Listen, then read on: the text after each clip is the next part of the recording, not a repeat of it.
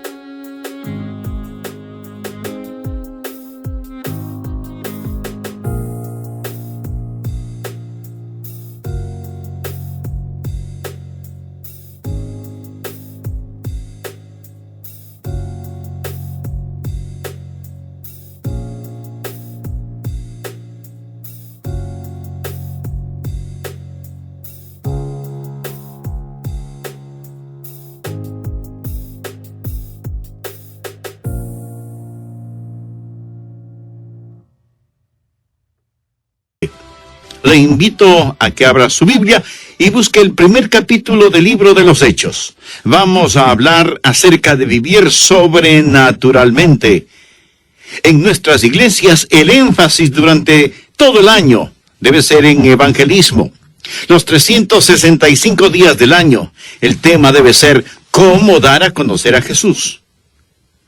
¿Cuál es el propósito de la iglesia del Señor?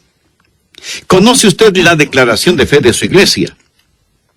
Bueno, debe ser en primer lugar el magnificar a Jesús por medio de la adoración y el estudio de la palabra. Y eso es lo que estamos haciendo este mismo momento, magnificar el nombre de Jesús.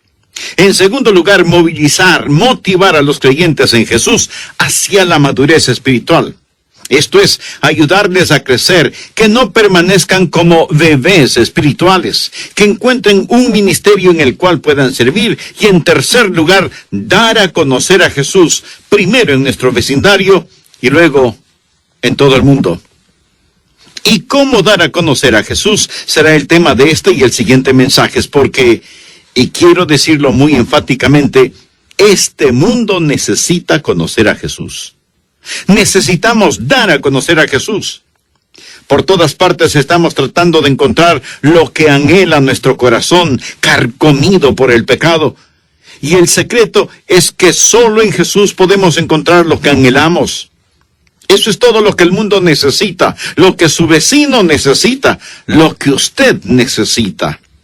Hechos capítulo 1, los primeros 8 versículos.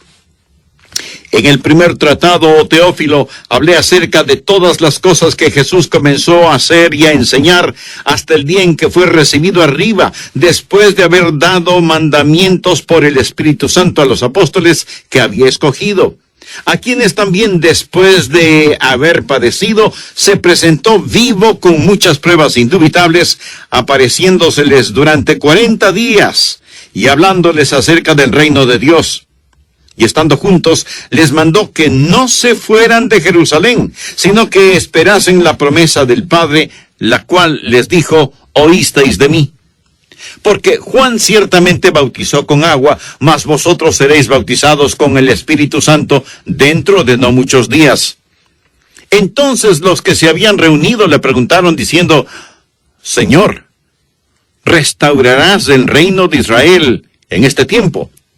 Y les dijo: No os toca a vosotros saber los tiempos o las sazones que el Padre puso en su sola potestad, pero recibiréis poder cuando haya venido sobre vosotros el Espíritu Santo, y me seréis testigos en Jerusalén, en toda Judea y en Samaria, y hasta lo último de la tierra. Ahora, note lo que Él les dio. Es casi como una misión imposible.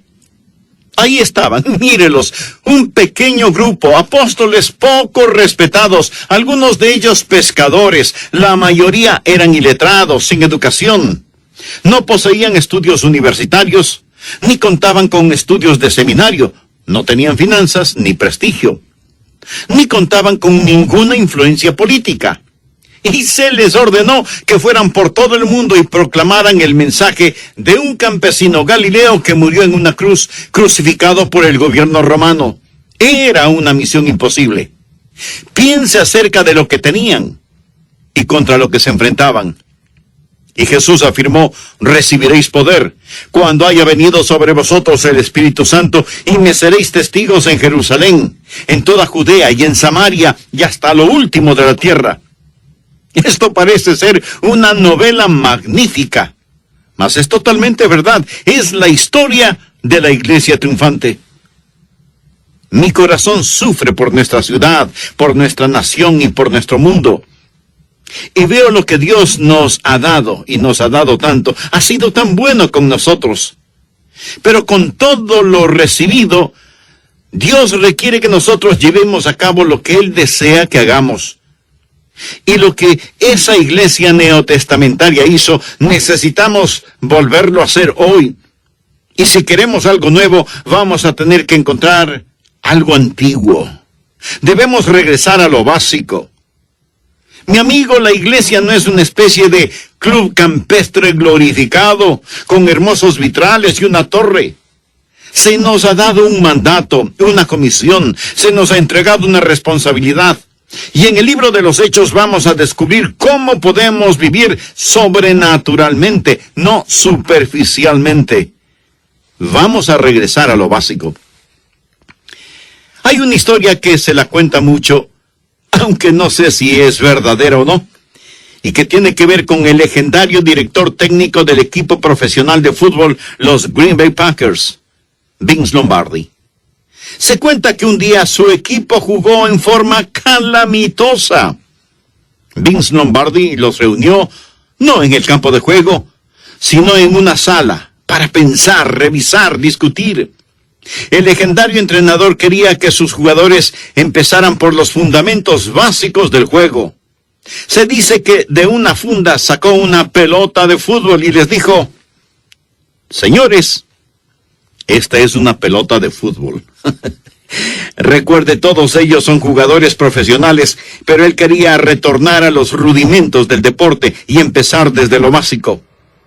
Creo que hoy en día la iglesia del Señor Jesucristo necesita retornar a los elementos básicos, fundamentales y rudimentarios de nuestra fe. Así que, teniendo la palabra de Dios en mi mano, quiero decirles: señoras y señores, esta es la Biblia. Esta es la Biblia, la palabra de Dios. Necesitamos regresar y descubrir qué es lo que Dios quiere que hagamos. En una ocasión criticaron a Billy Graham, el gran evangelista, diciendo: él no está actualizado con su evangelización, sus métodos son tan anticuados, él está décadas atrás. Y él respondió: oh no, yo no quiero poner una década o 2 décadas atrás a la iglesia, yo quiero ponerla 2000 años atrás. Deseo que retorne a la esencia de la misma, los principios mismos de la fe. Así que observemos aquí estos primeros 8 versículos del libro de los Hechos, y le diré que esta es una historia de éxito maravillosa. Si damos a conocer a Jesús a nuestros vecinos y a las naciones, existen 3 cosas que vamos a encontrar en estos 8 versículos. Primero, necesitamos reconocer su presencia en nosotros. Es un pensamiento fenomenal, si usted lo abriga en su corazón y en su mente, que Jesucristo está en nosotros. Pero estas palabras pueden pasar tan rápido que usted ni siquiera las escucha. No tienen ningún impacto. Pero este es un pensamiento extraordinario en el cual he estado meditando toda esta semana. Es un pensamiento formidable. Si usted lo tiene en su corazón y en su mente, Jesucristo está en nosotros. Mire de nuevo los primeros 3 versículos. En el primer tratado, Teófilo, hablé acerca de todas las cosas que Jesús comenzó a hacer y a enseñar hasta el día en que fue recibido arriba, después de haber dado mandamientos por el Espíritu Santo a los apóstoles que había escogido, a quienes también después de haber padecido se presentó vivo con muchas pruebas indubitables, apareciéndoseles durante 40 días y hablándoles acerca del reino de Dios. Esto fue escrito por un hombre llamado Lucas. Lucas era un médico. Hay muchos doctores creyentes en nuestras iglesias hoy, y ellos creen que la Biblia es la palabra de Dios, lo que me demuestra que usted no tiene que archivar su cerebro para creer la Biblia. Amén. Doy gracias a Dios por los médicos que no se avergüenzan del Señor Jesús. Todo buen libro tiene un héroe, y el héroe de este libro es Jesús. El libro de los Hechos no es la historia de los hechos de los apóstoles, es la historia de los hechos de Jesucristo. Dice, todas las cosas que Jesús comenzó a hacer y a enseñar. Por favor, no deje de ver lo siguiente. El título Los Hechos de los Apóstoles fue puesto por los editores de la Biblia. No se encuentra dentro del texto y, por lo tanto, hay una interpretación errónea. El libro de los Hechos no es la historia de los hechos de los apóstoles, es la historia de los hechos de Jesús. Amén. No deje de notar esa frase, todas las cosas que Jesús comenzó a hacer y a enseñar. El apóstol dice, el primer tratado te lo escribí a ti, Teófilo. Bueno, ¿cuál era el tratado anterior que él había escrito? ¿Lucas escribió qué? Pues el Evangelio según San Lucas. Él afirmó, escribí el Evangelio de Lucas. Eso fue lo que Jesús empezó a hacer. Ahora voy a escribir el libro de los Hechos. Esto es lo que Jesús continúa haciendo. Él no dice, escribí lo que Jesús hizo y quedó concluido. No. En el primer tratado que te escribí, el Evangelio de Lucas, te conté todas las cosas que Jesús comenzó a hacer y a enseñar. Ahora voy a escribir algo más. Voy a mostrarte lo que Jesucristo continúa haciendo. En los evangelios, usted descubre lo que Jesús hizo en su cuerpo humano, el cuerpo de su carne. En el libro de los Hechos descubre lo que Jesús hace en su cuerpo místico, la iglesia. Verá, Jesús hoy está activo y vivo sobre el planeta Tierra y Él posee un cuerpo. En los evangelios fue su cuerpo material, físico. En el libro de Hechos es su nuevo cuerpo, que es la iglesia, y Jesús está hoy vivo y saludable en su cuerpo místico. Esto es lo que la Biblia dice en Colosenses 1:27, Cristo en vosotros. Verá, no estamos aquí para simplemente imitar a Jesús.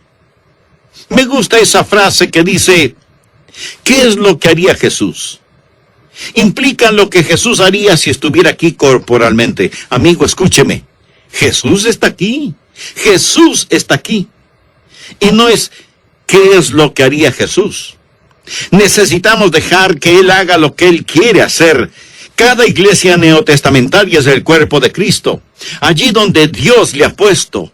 Somos Él es nosotros. Somos la parte visible del Jesús invisible y Jesús es la parte invisible de la iglesia visible.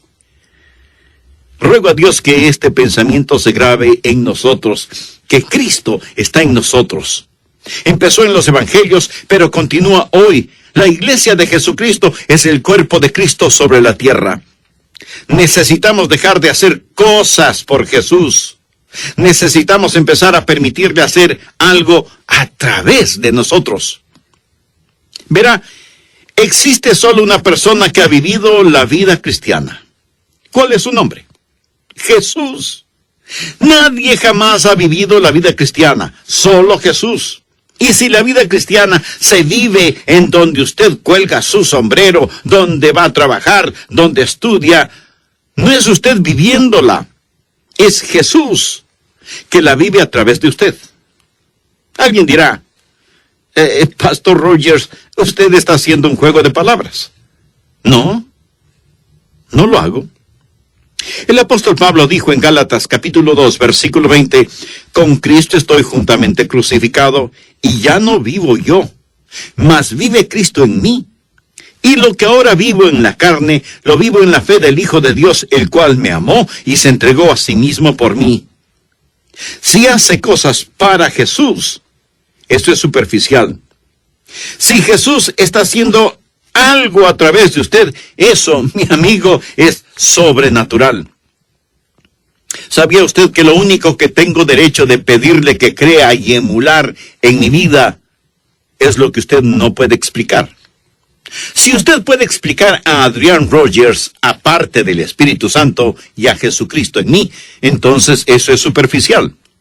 Pero mi vida debe ser sobrenatural, es decir, absolutamente sobrenatural. Jesucristo debe estar viviendo en mí.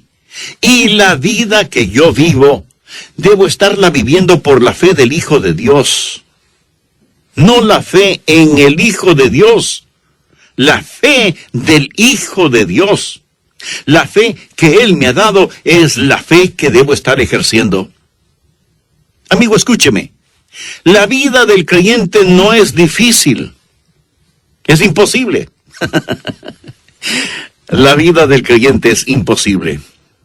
Usted se dirá, si es imposible, pues me olvido del asunto. Espere un minuto. Es imposible. Pero Dios hace lo imposible. Y Él lo hará en usted y a través de usted. Stuart Briscoe, consagrado predicador de la palabra, dijo, cuando fui salvado, entregué mi corazón a Jesús y eso fue maravilloso. Después tropecé y caí espiritualmente varias veces y eso fue difícil. Así que redediqué mi vida y empecé de nuevo. Pero volví a fallar varias veces, me redediqué varias veces, empecé de nuevo varias veces, hasta que dejé de decir que la vida cristiana era maravillosa o difícil, era imposible.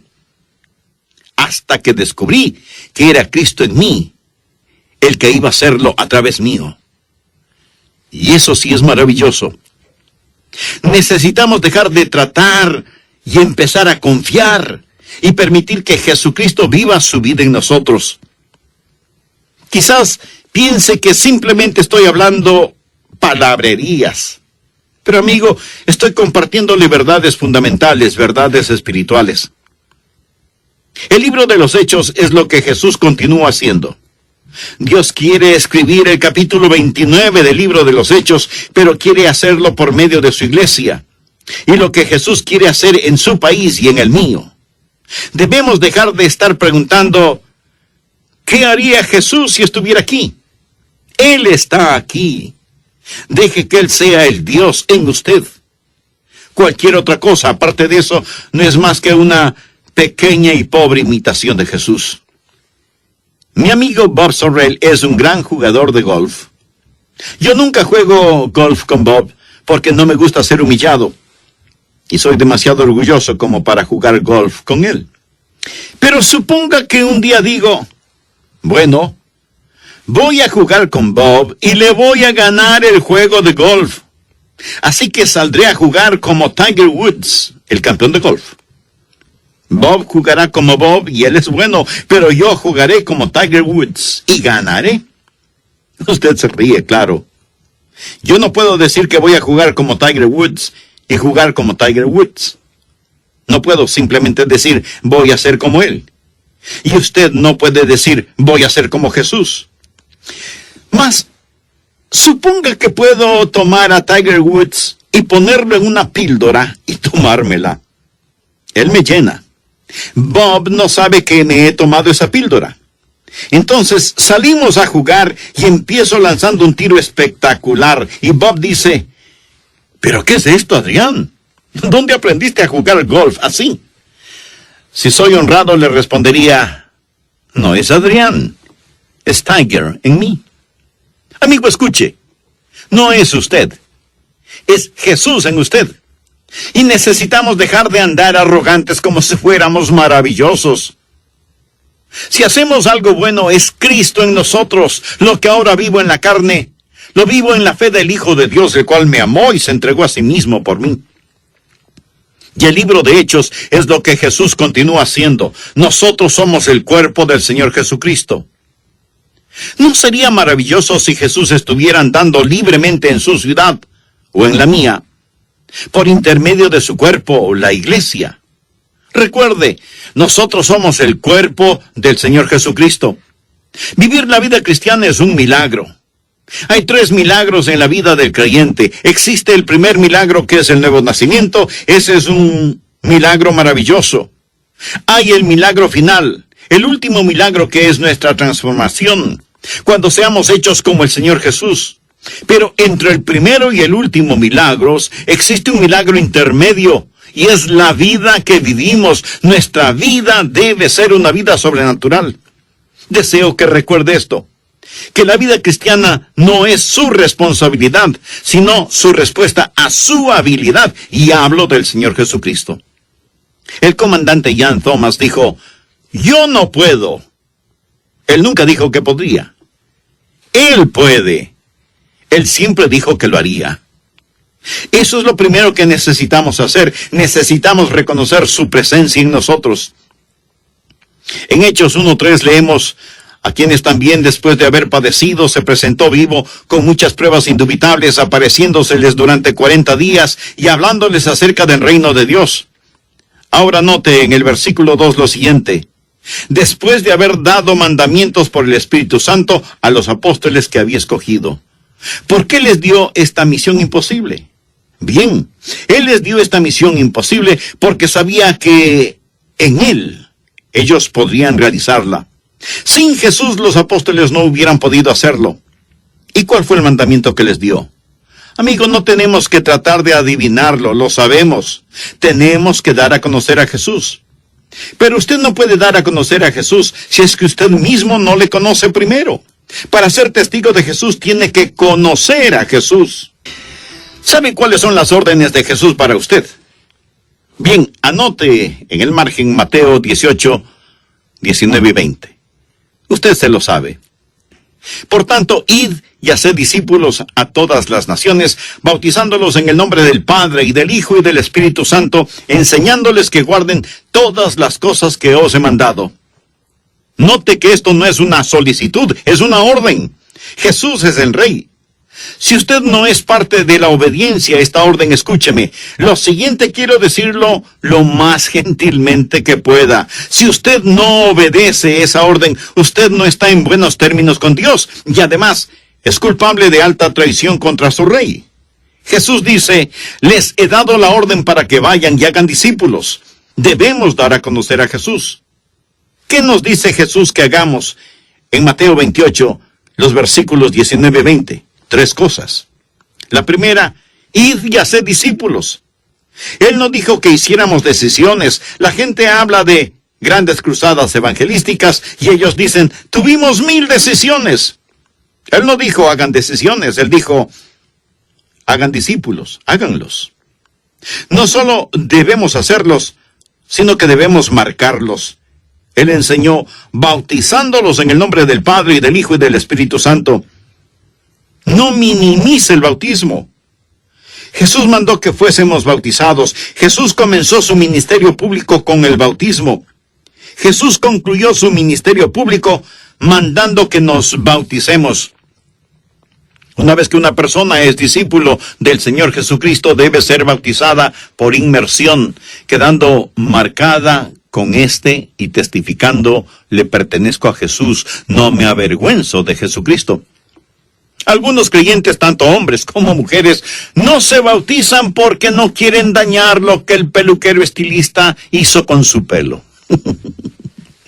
Otros dicen, pastor, esto del bautismo es incidental. No, mi amigo, no es incidental. Si lo fuera, ¿Piensa que Jesús hubiera ordenado, bautícenlos en el nombre del Padre y del Hijo y del Espíritu Santo? ¿Sabe por qué llevo mi anillo de matrimonio? Porque muestra que le pertenezco a Joyce, mi esposa. Soy un hombre de una sola mujer. Le pertenezco a esa dama, la amo, y no me avergüenzo de ella. Cuando viajo no me quito el anillo. Le pertenezco a ella.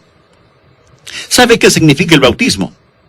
Significa que usted le pertenece a Jesucristo, que no se avergüenza de Él, desea que todos lo sepan, que le vean enterrado en la semejanza de su muerte y levantado a semejanza de su resurrección.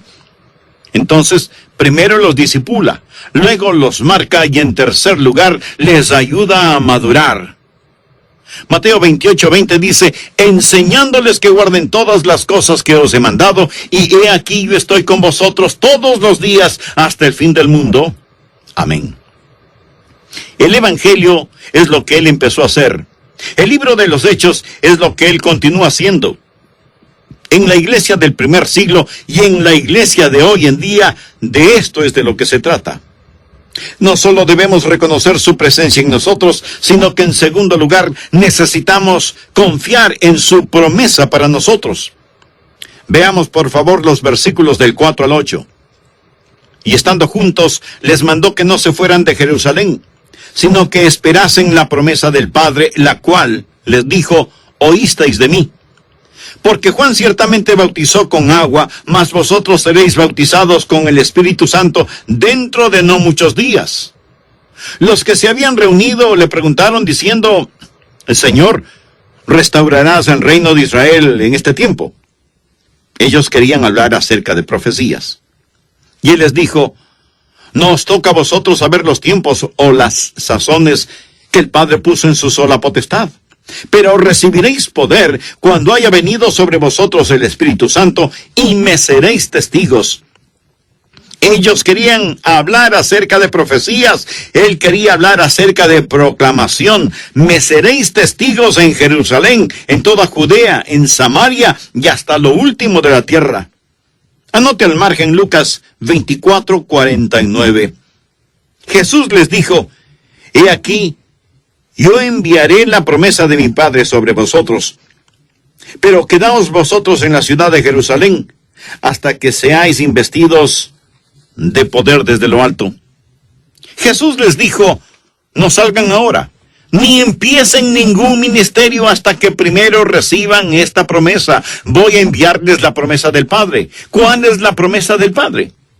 Es el fortalecimiento del Espíritu Santo. Necesitamos reconocer su presencia en nosotros y luego debemos afirmar y confiar su promesa a nosotros. No nos ha dado una responsabilidad que no podamos cumplirla. Recuerde que los apóstoles fueron en su mayoría iletrados, rudos y sin recursos financieros. Y a ellos Jesús les dijo, id y haced discípulos a todas las naciones, pero no les dejó sin ayuda. Escuché de unas vacas que estaban pastando en el campo, y por la carretera pasó un vehículo repartidor de leche. A los lados tenía pintado el nombre de la hacienda y una propaganda que decía, nuestra leche es grado A, enriquecida con vitaminas, homogenizada, pasteurizada y procedente de vacas contentas. Y una vaca le dijo a la otra, ay, te hace sentir tan inadecuada, ¿verdad? Mi amigo, no tenemos lo que se requiere. Jesús les dijo, no vayan todavía. No empiecen a poner las cosas de cabeza y decir que están trabajando por mí. Permanezcan en Jerusalén hasta cuando reciban la promesa de mi Padre. Y esto hace referencia al día de Pentecostés. No necesitamos seguir pidiéndole a Jesús que envíe su Espíritu Santo.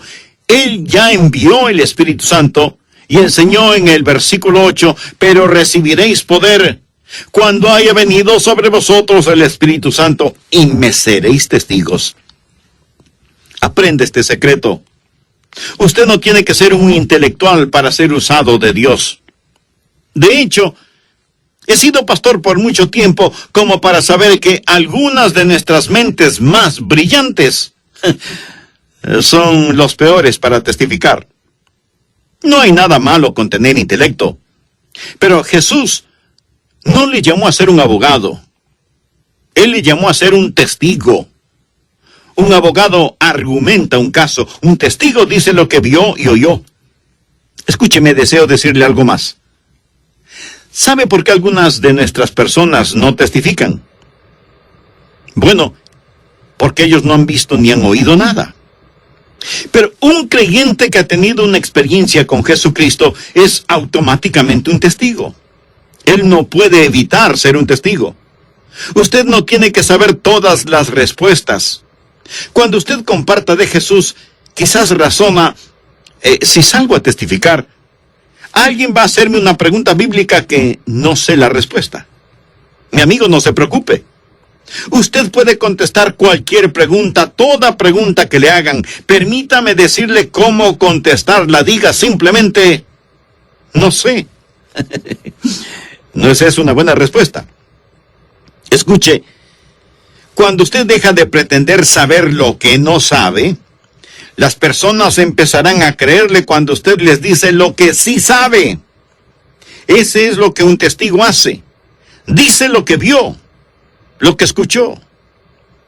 Jesús abrió los ojos de un hombre ciego, y los fariseos y los saduceos empezaron a preguntarle que quién le había sanado, que cuáles eran las credenciales de esa persona, que Jesús era un pecador, y así una cantidad de preguntas. Me fascina la respuesta del hombre. Entonces, una vez un predicador fue a un enorme almacén en donde vendían absolutamente de todo. Fue hasta el lugar en donde vendían artículos para la pesca y preguntó cuál sería un buen señuelo para pescar truchas. Otro cliente estaba allí comprando y oyó la pregunta. Y acercándose le dijo, déjeme decirle qué es lo mejor para pescar truchas. Y comenzó a explicarle todo acerca del tipo de anzuelos que debía usar, qué carnada poner, los mejores lugares para pescar y así por el estilo. El predicador le agradeció por toda esa información, compró lo que necesitaba y empezó a salir del almacén cuando se acercó el hombre que le había hablado y camina con él hasta el carro, hablando todo el tiempo de la mejor forma de pescar truchas. Déjeme decirle algo, sin lugar a dudas, ese hombre era un verdadero pescador de truchas. Sabía de lo que estaba hablando y tenía mucho interés en el asunto. Ahora, no sé si ese hombre era un creyente en Jesús, pero supongamos que era miembro de la iglesia local y que el pastor le hubiera pedido que testificara y el hombre responde, pastor, no puedo hacerlo. ¿Sabe por qué no podría hacerlo? Porque no tenía ningún interés en el asunto. Cuando Jesucristo es real para usted, el testificar será tan natural para usted como lo era para ese pescador hablar de pescar truchas. La Biblia dice, el hombre bueno del buen tesoro de su corazón saca lo bueno, y el hombre malo del mal tesoro de su corazón saca lo malo, porque de la abundancia del corazón habla la boca. Pero cuando el Espíritu Santo de Dios toma al hombre de Dios, y sus palabras las aplica a su corazón, entonces no es Adrián, sino el Espíritu Santo de Dios quien le habla. Dios quiere utilizarle con sus vecinos, con su ciudad, con su país. Nuestro trabajo es hacer conocer a Jesús. Y debemos empezar en Jerusalén. Esa es nuestra comunidad. Luego en Judea. Eso sería equivalente a nuestro estado o provincia. Y entonces, Samaria. Eso sería equivalente al país. Y por último, el mundo entero. Es para eso que existimos, amigos. Este es el tiempo de la evangelización. Dios ha bendecido tanto a su iglesia y nos ha dado tanto, pero no vamos a sentarnos de brazos cruzados y decir, qué buenos creyentes que somos. No. Vamos a tomar la ciudad donde vivimos para Jesús. Vamos a hacerlo y debemos alcanzar a todas las personas, blancas, negras, amarillas o del color que sean, caucásicos, sajones o latinos, de donde sean. Vamos a darles a conocer a Jesús, porque eso es lo que Jesús quiere. Pero empecemos con nuestra propia Jerusalén. Amigo, es en donde usted está. Ahí es su Jerusalén. Así que, ¿cómo vamos a hacerlo?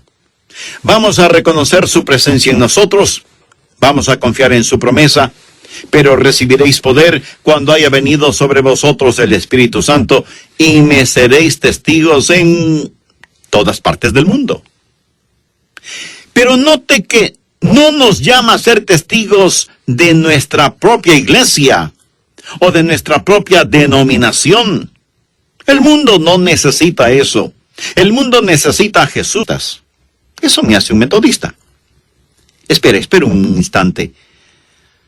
Si tu bisabuelo y tu abuelo y tu papá hubieran sido unos tontos, ¿qué serías tú? Después de unos instantes de silencio, el metodista responde, bueno, en ese caso creo que sería bautista.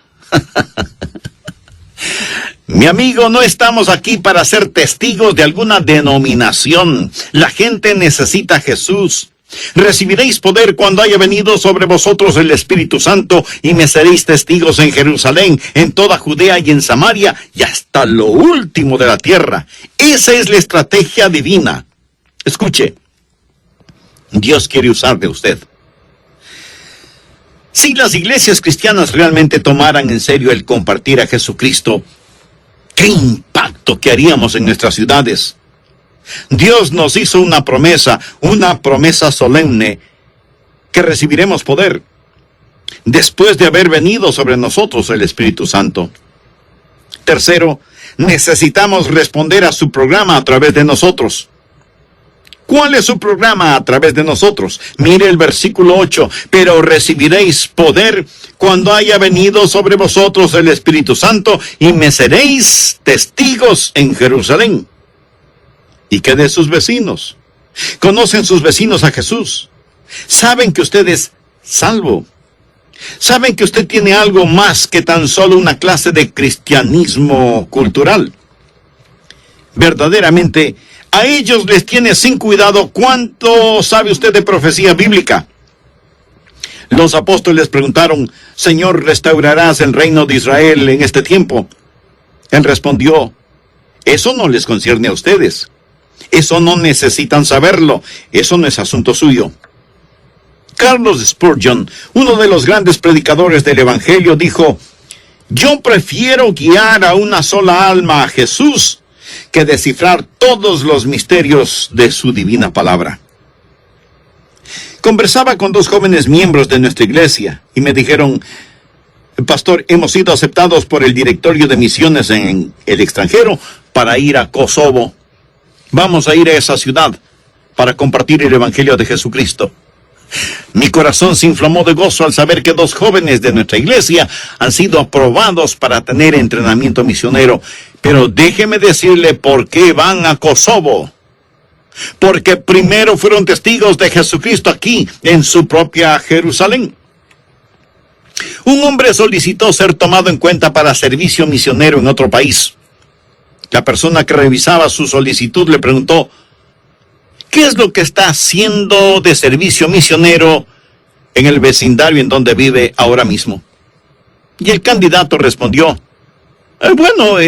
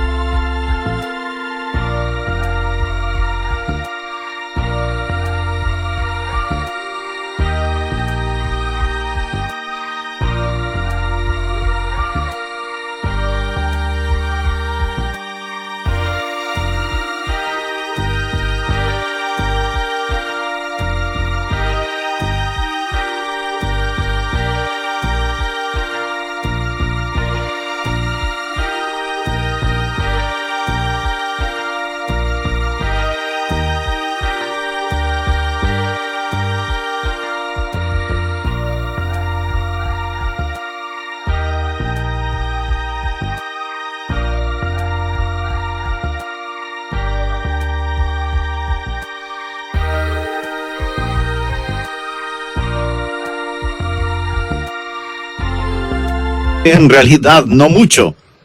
Y el que le entrevistaba le dijo, amigo, por favor,